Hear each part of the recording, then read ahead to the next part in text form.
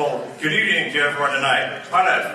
And that is the extent of the Armenia that I learned when I was in Yerevan 12 years ago. It's been much too long since I've been, I want to take the opportunity to go back someday. But I was there with Habitat for Humanity, trying to replace the domics that so many people were living in after the earthquake. But Armenia means so much to me. I'm from Fresno, California. Right?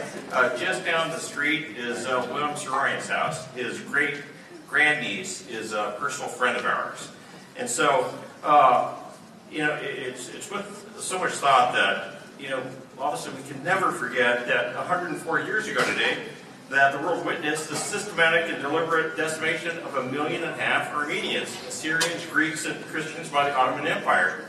And, April is also sad and hopeful for myself and many of the constituents I represent who are either survivors or ancestors of survivors.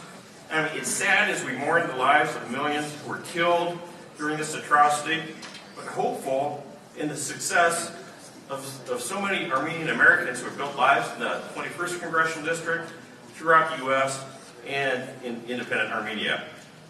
All scholars and historians have acknowledged that the systematic deaths deportations that took place from 1915 to 23 constitute a genocide. However, to this day, the U.S. government has yet to recognize that these massacres were carried out against Armenians actually occurred. And as a nation that values the freedom of speech and assembly, we must admit that this genocide occurred, and Turkey must do the same. It is our responsibility to ensure that future generations never forget this critical moment in history, that we continue fighting for its official recognition in our nation.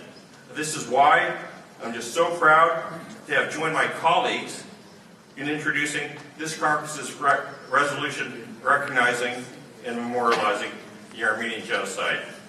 May we continue to honor the lost lives and family members to those impacted by rising to the occasion, never forgetting those words.